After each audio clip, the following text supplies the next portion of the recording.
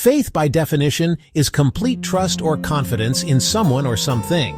But the Bible offers a deeper, more powerful understanding. In Hebrews chapter 11 and 1, it says, "Now faith is confidence in what we hope for, and assurance about what we do not see." Faith is full reliance on God, trusting Him completely, following His guidance, and standing firm in His promises, even when the path ahead is uncertain. Faith begins with belief. As Ephesians chapter 2 and 8 reminds us, "For it is by grace you have been saved, through faith. And this is not from yourselves, it is the gift of God. It is not earned, but received. And once received, it opens the door to salvation." To walk in the fullness of God's kingdom, faith is essential. It is the key that grants us access.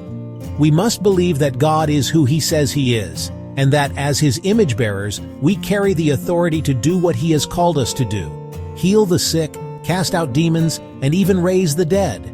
In Matthew chapter 10, verse 7 and 8, Jesus commands, "As you go, proclaim this message: the kingdom of heaven has come near.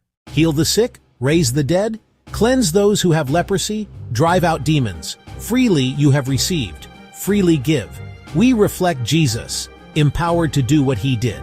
One powerful example of this is found in Matthew chapter 17, verses 15 through 18. A father pleaded with Jesus to heal his son, who suffered from seizures. Though the disciples had tried, they were unsuccessful. "You unbelieving and perverse generation," Jesus replied. Then Jesus rebuked the demon, and it came out of the boy, and he was healed at that moment. Their failure wasn't due to lack of effort. It was due to a lack of faith.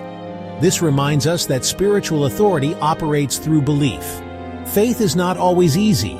It's tested through trials, tribulations, and spiritual warfare, unseen battles that manifest in our daily struggles, thoughts, and emotions. Ephesians chapter 6, verses 12 and 13 teaches, "Our struggle is not against flesh and blood, but against the spiritual forces of evil in the heavenly realms. Therefore put on the full armor of God, so that when the day of evil comes, you may be able to stand your ground."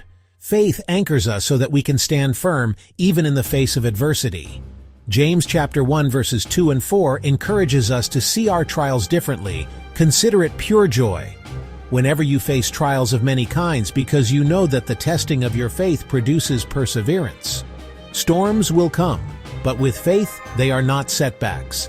They are setups. With each challenge, your faith is strengthened and your character is refined. What might feel like a breaking point without God becomes a turning point with Him. In Mark chapter 16 verses 17 and 18, Jesus makes it clear, "These signs will accompany those who believe. In my name they will drive out demons. They will speak in new tongues." Faith isn't just a belief. It is the power behind the miraculous. It is through faith that God's presence is revealed on earth. But where there is doubt, faith cannot flourish. Doubt creates space for fear, hesitation, and disbelief. It causes us to question God's power, His timing, or whether He will even show up. And when we doubt, we limit what God can do through us.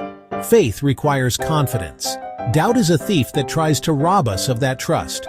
I like to think of faith as a pair of sunglasses. Just as sunglasses filter the brightness of the sun and help you see clearly, faith blocks out doubt and gives you a new lens and a new way of seeing the world.